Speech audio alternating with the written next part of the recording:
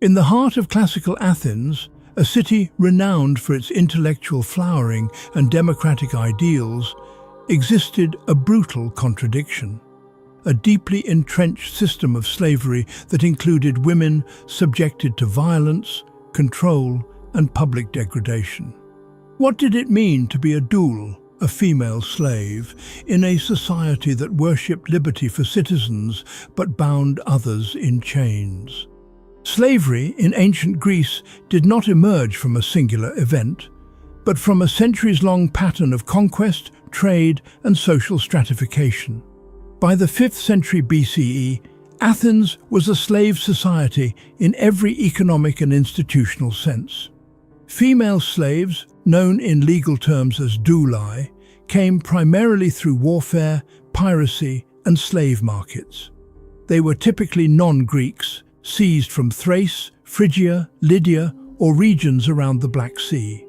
Many were children or young women, torn from their families, their identities reduced to transactional value.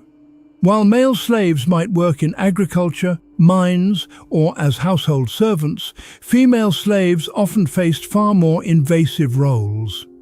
They were employed as domestic workers, wet nurses, attendants, or laborers in state-run establishments like textile workshops. Their bodies were not simply tools of labor, but commodities of control.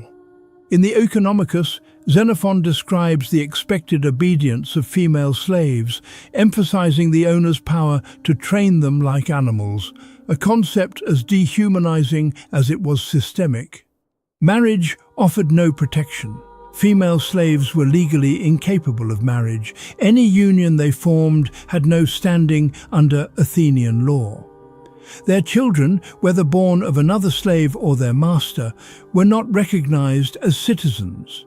They belonged not to themselves, but to the household, the oikos, under the authority of the kyrios, the male master. Punishment was a constant threat. Greek law did not protect enslaved women from physical violence. Indeed, violence was the enforcement mechanism of the institution. A female slave could be punished for speaking out of turn, for failing at a task, or for resisting unwanted control. And yet, the severity of this oppression was normalized, embedded in the legal codes, the social customs, and even the economic writings of the time. In the Athenian courtrooms, a female slave's testimony could only be accepted under torture. This was not a mere procedural quirk.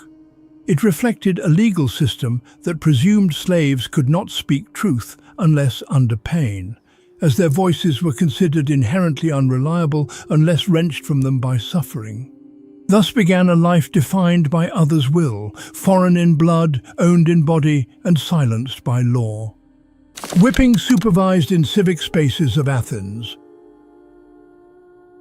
Athenian democracy prided itself on isonomia, equality before the law, but only for free male citizens. For the enslaved, especially women, the same civic spaces that hosted philosophical debates and political assemblies could also become arenas of public punishment. Whipping, a punishment not hidden but supervised within view of the polis, reinforced both control and humiliation. It was not merely disciplinary, it was demonstrative. Enslaved women were routinely beaten for disobedience, failed tasks, or perceived insolence, often under the direct supervision of a household overseer or paidagogos. But there were instances when the punishment was administered in public civic zones, near the agora, along the Eridanos river banks, or adjacent to the workshops where slaves labored under state contracts. These spaces were not neutral. They were symbols of Athenian power, and by staging punishments there, masters reminded both slave and spectator of the rigid boundaries of status. The procedure could be brutal, but regulated. For example, in legal cases where a female slave's testimony was required, the court could order torture as standard protocol, and that included flogging under supervision.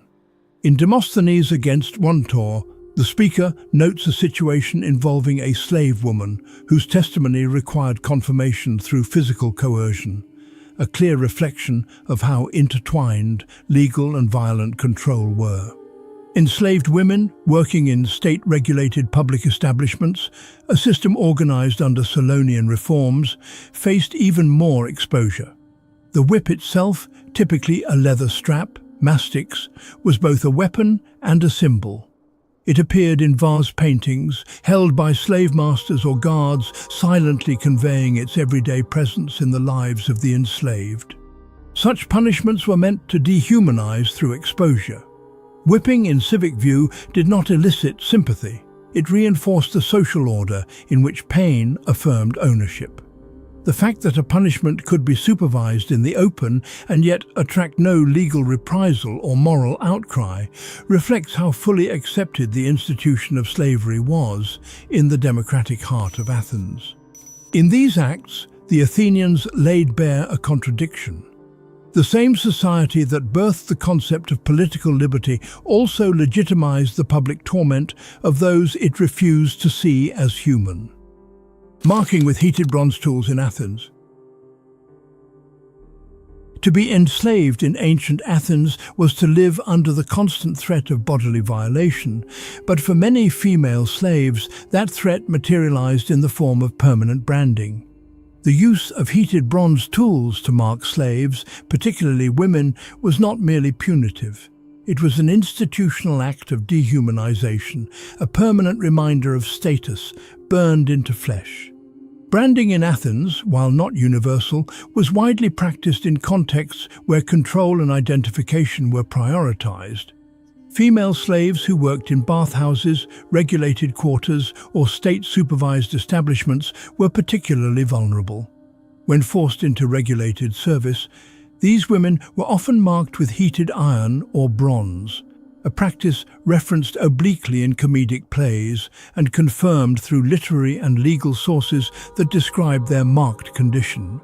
The location of the brand varied, but in many cases it was placed on the forehead, ensuring that no clothing could conceal it.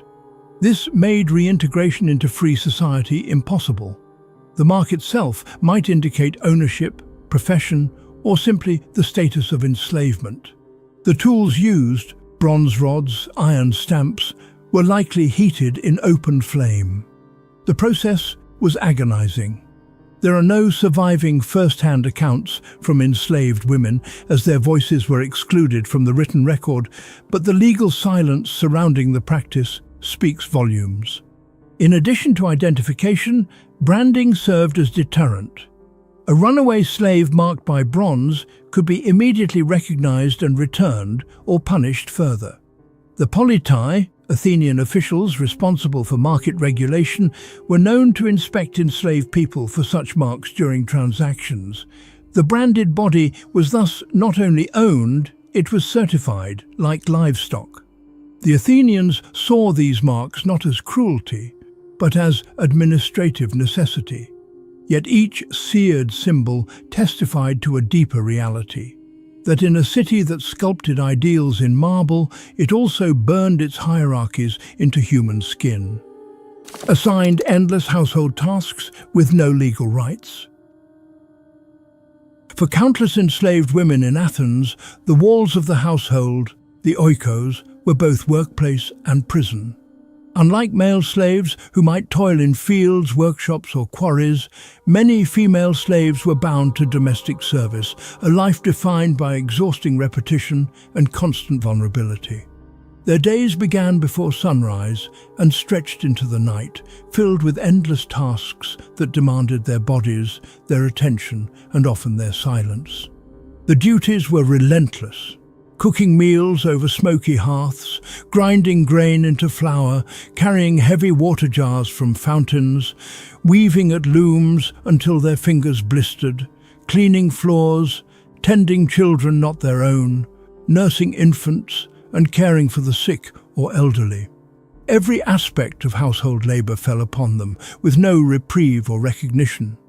Xenophon's Oeconomicus provides an unsettlingly matter-of-fact description of such roles, explaining how the master should train women slaves to manage provisions, spin, and keep order, just as he would instruct animals for labor. But these tasks were not merely burdensome. They were accompanied by constant surveillance and the threat of violence. Female slaves could be beaten for failing to meet the expectations of their mistresses or masters. They might endure verbal reprimands for the smallest mistake, or more severe physical discipline if their work was deemed unsatisfactory. The very intimacy of household life, working in kitchens, bedrooms, and nurseries, meant they were exposed to mistreatment not only as servants but as women. Exploitation, especially personal, was a risk they lived with daily, especially in smaller households where boundaries between labor and mistreatment could dissolve completely. Isolation deepened their suffering. Confined within domestic walls, these women had little contact with others beyond their masters and fellow servants. In tragedy, their voices sometimes break through, as when Euripides portrays enslaved women lamenting their endless toil, fragments of truth filtered through drama. Thus, while Athens celebrated public life in the agora, the home itself became a hidden site of ceaseless exploitation. For female slaves, it was not only the weight of labor that defined existence, but also the constant shadow of mistreatment that accompanied their every task. The story of female slaves in Athens exposes the deep fracture at the heart of a society that proclaimed liberty yet enforced bondage with whip, brand, and endless labor. Their suffering was woven into the fabric of the household and displayed in the civic square, a silent foundation upon which the freedoms of citizens rested. These women's bodies bore the weight of punishment, mistreatment, and invisibility, yet their presence shaped the city as much as its philosophers or statesmen. How should we interpret the legacy of a democracy that thrived only by denying humanity to others? Comment below. As Aristotle himself admitted, slavery was viewed as a possession of the animate sort.